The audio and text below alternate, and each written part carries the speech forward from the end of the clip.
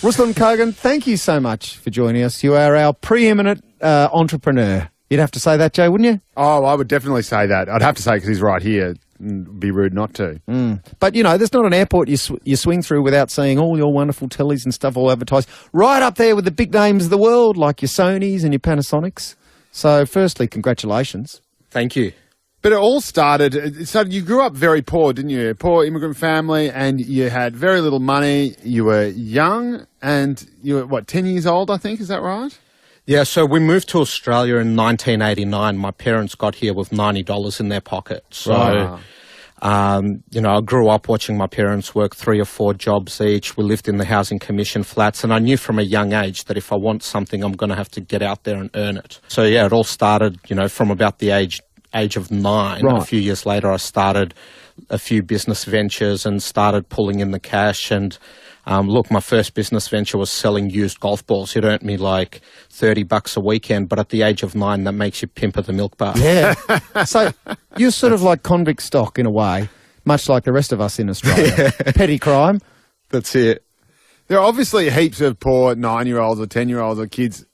What was the difference between your upbringing that made you decide you were going to do that? Is it something just in your head or in your DNA that you have to go out there and win and succeed? Yeah, I don't know.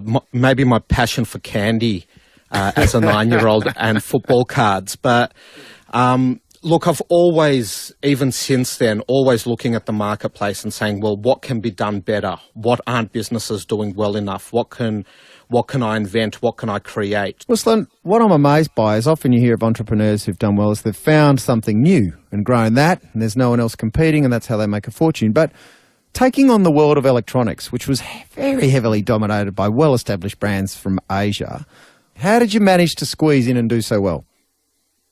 With a totally new concept and idea. So at the time that Kogan launched, we were the first company in Australia to sell TVs online.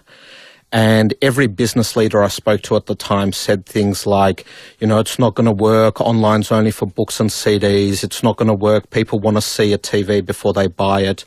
But, I had been to the US and did a semester of college in Miami just prior to that, and everyone was buying everything online.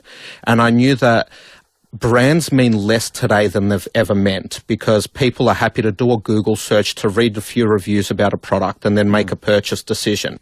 Hey, Ruslan, we want to ask you about being on the BRW Rich List and, how accurate is that? No, I don't care. I want to ask about flying to space. Oh, yes, because you're doing that too. You're heading off on Virgin Galactic. We will have all these questions and even better, the answers, next. Triple M.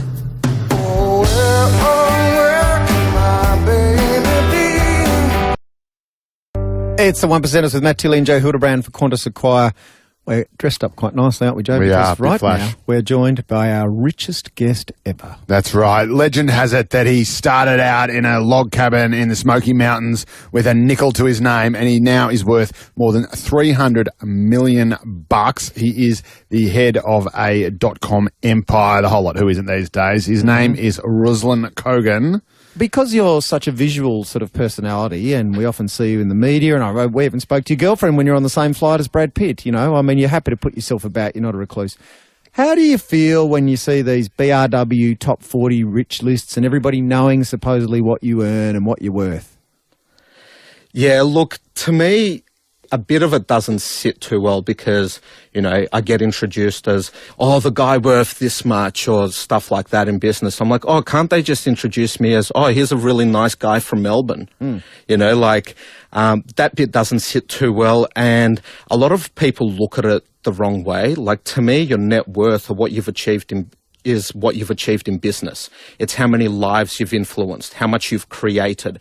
If you look at some of the best entrepreneurs around the world, and those that have been the best entrepreneurs, your Steve Jobs, your Bill Gates, your Richard Branson, your Rupert Murdochs, they keep going into their 80s and they're still working every single day of the week. It's not because they have to, because they could could have retired a long time ago and their kids will never have to work another day in their life and their kids will never have to work and all of that. So the money isn't about how much you can buy or what you can buy. It's more about what you have achieved and the value that you've created in society. You haven't completely abandoned the millionaire lifestyle, though, Ruslan. I believe you are booked to go into space on the old Branson Enterprise. Is that right?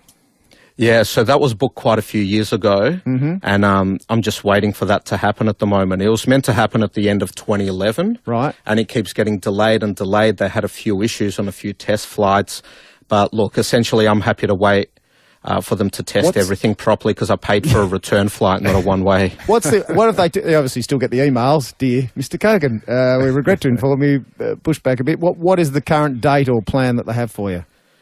They're saying at the end of this year.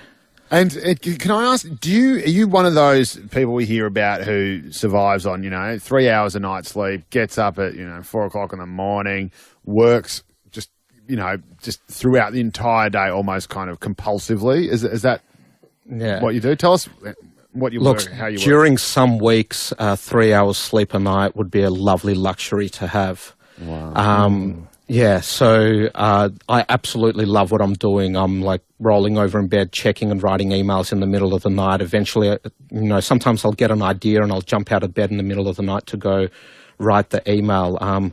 Essentially, I absolutely love what I'm doing. So when people say, how many hours a week do you work? I tell them I don't. I live this stuff. Like I can't see myself doing anything else. I'm really passionate about it.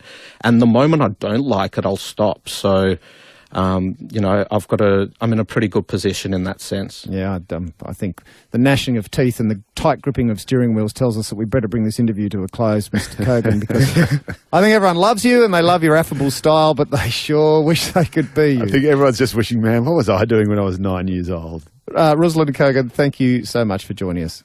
Thanks, gents. Thanks very much, mate.